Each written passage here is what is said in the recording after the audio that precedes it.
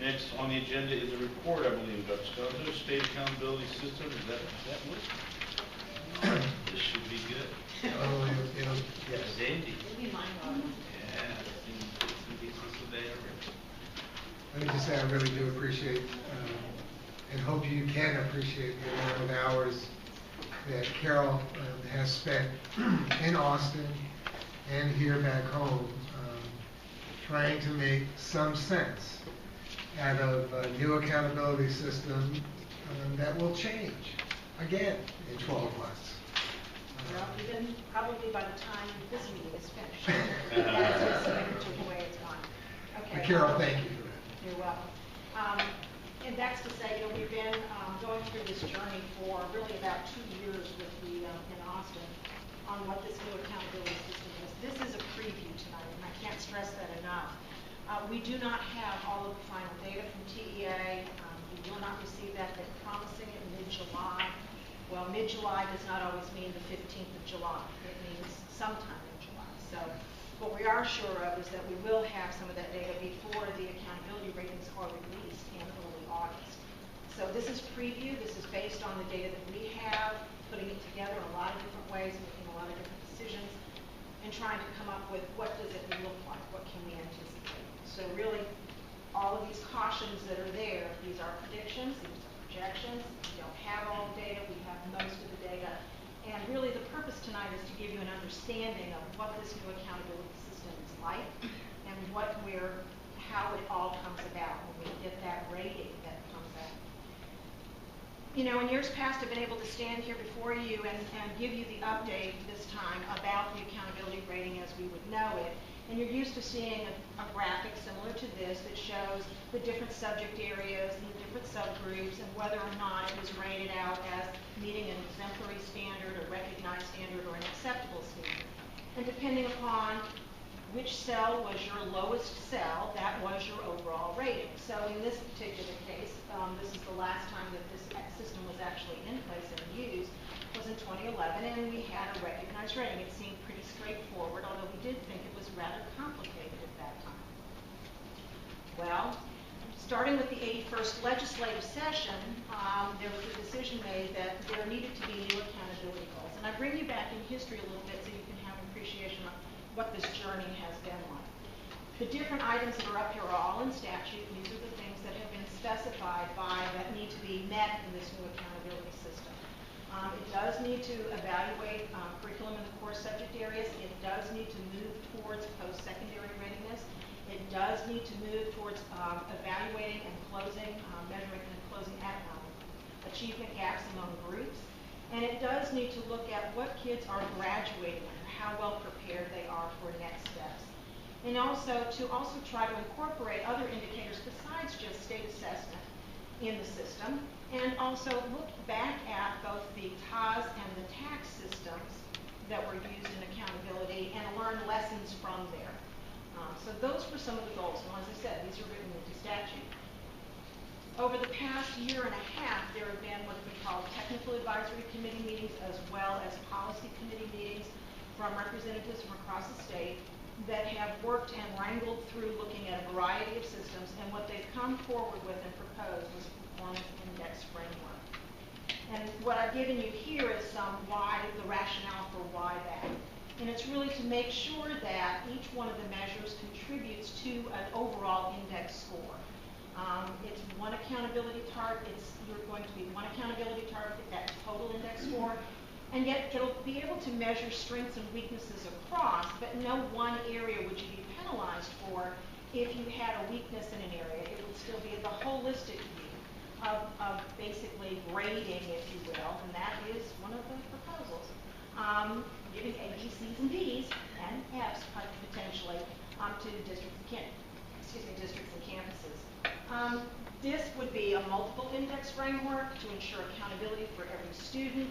And the beauty of this in the eyes of TEA and all is that while you have some indicators, a number of indicators are already there, you can always add and subtract, slice it and dice it in a different way as the system needs to evolve without having to totally change the whole framework of the system.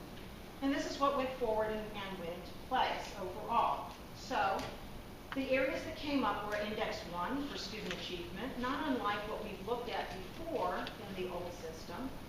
Another portion of it for looking at student progress, index 2, how much are students growing in their learning year over year. A third index that is about closing performance gaps, and a fourth index that's looking at post-secondary readiness. So when you take it all together, this is what constitutes the new accountability system. Sounds straightforward, sounds realistic, sounds really what is tied back to those original goals. And indeed, that's what came forward in some different shapes, and fashions. And then in this spring, we thought we were getting a handle on it, and there was a lot of technical guidance that had come out. And then we started getting new and different information. There were final accountability decisions were not released until the end of April of this year. There are only selected chapters of the accountability manual that are available at the end of May. Normally by June we have the whole book. We still only have this much of it. We're still waiting on the rest of it. Technical descriptions were revised at that. We've gotten some training packets for some of the pieces on how it all will work, but it also has raised a lot more questions. As I said, the consolidated data file is not available until mid-July. Yes, the accountability ratings will be released in August. That is in statute, and the date is actually in statute. And one of the wonderful things that did come out of this legislative session is that we will finally get the STAR test actual release, not just the essays that we got last year when pressure was brought to bear, but all of the tests and the answer keys. Those were not scheduled for release for a couple more years. So we will have something to work with in looking at curriculum and design of lessons and understanding about this test. We can kind of flying blind. So when we look at that, you had a handout like this that came in your packet. This is what we got originally. And what I want to call attention to you is that, it gives some detail about each one of the indices. But when you look on it, you can also see there are some areas. It says shaded areas are not evaluated in 2013. There are some differences. So for 2013, this area, and this area, those that are highlighted in there. I know it's hard to see on this screen. It's much easier for you to see on your individual computer screen. Those areas are not in play for 2013, but they will come forward. And that's the only change that we thought would be happening.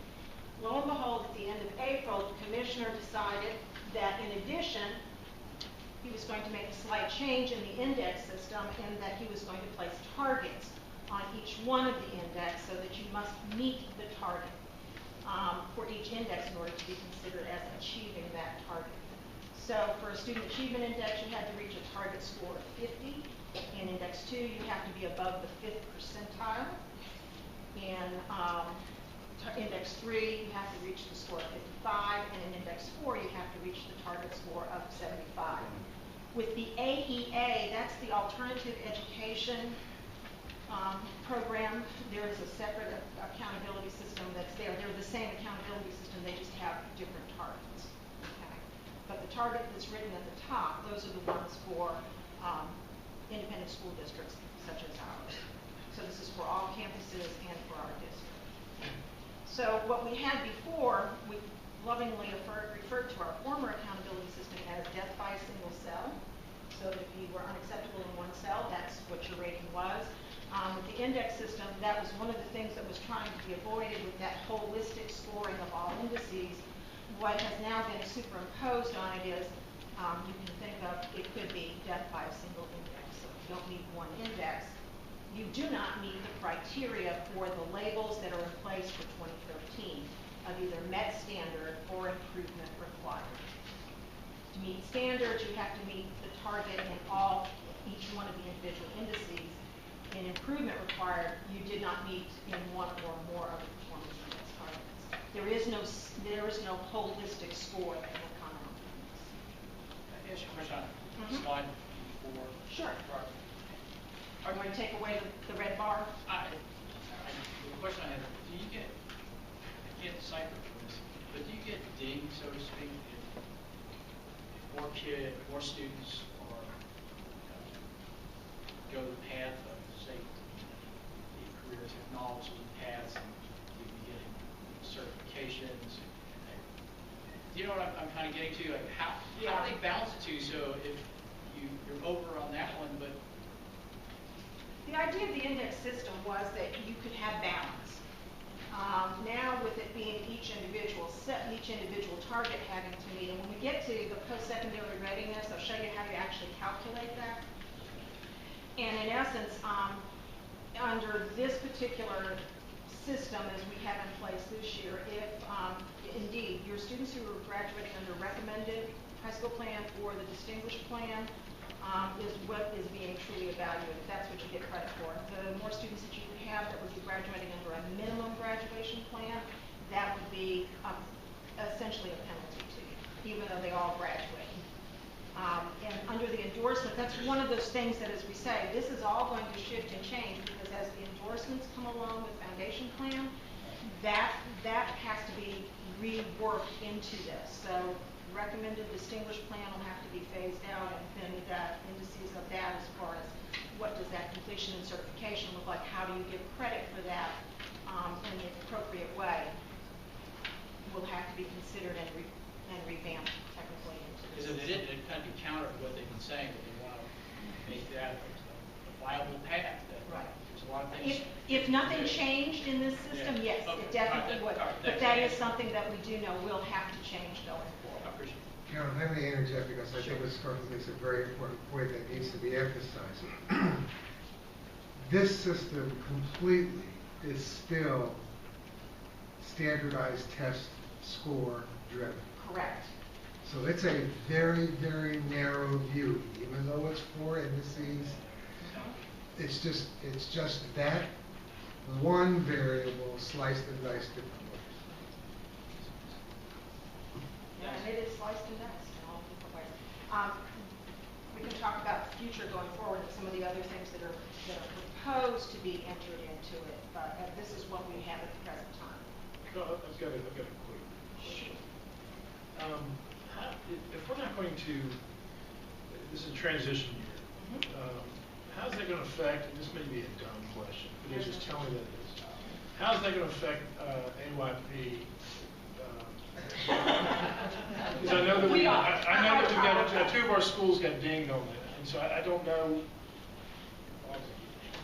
AYP is still under National No Child Left Behind for Yes. adequate yearly progress. It It's is just about the still state under standards. review. The waiver process is still under review with the Police Department of Ed. We have not received a final decision from them But yet. I guess my point is that how we're going to be judged this year. The waiver proposal is that U.S. Department of Ed accepts essentially our accountability system as in place of the federal AYP system that was in place before. And that in Okay, accepting that, I if a campus meets standard, then they would be considered as meeting AYP in addition. So if the waiver doesn't get approved, it's going to be a mess. Yes. There is, Mr. Lopez, one other possibility. I think, I was involved in meetings in D.C. yesterday. It is expected that the House will vote on the reauthorization of the SEA, the Elementary and Secondary Education Act, no later than the end of next week. In that reauthorization, there is complete elimination of AYP. And it's really the House's intention, and from what I understood, there is complete Senate support. There are 36 or 37 states who have already gotten the waivers, and so there is no AYP for those states. It's their state accountability system. Really, the motive behind this reauthorization and the elimination of the AYP is to get all 50 states there, Gotcha. without having to go through a series of another 18 or whatever waiver processes. Did that tie in at all? I'm sorry, Yeah. with the Common Core deal that they got going on? Is that Interestingly kind of enough, no. No? Okay, that's amazing. That's good. Okay, thank you. So, let's look at the individual indices, and maybe you can have a better appreciation for how these numbers are actually calculated and everything, because as Dr. Sconzo said, really at the heart of all of them are basically standardized test scores and the state standardized test scores. In Index 1, it is about student achievement, and this may be more information than you want, but it is all of the kids that we are held accountable for. It is virtually every assessment that is given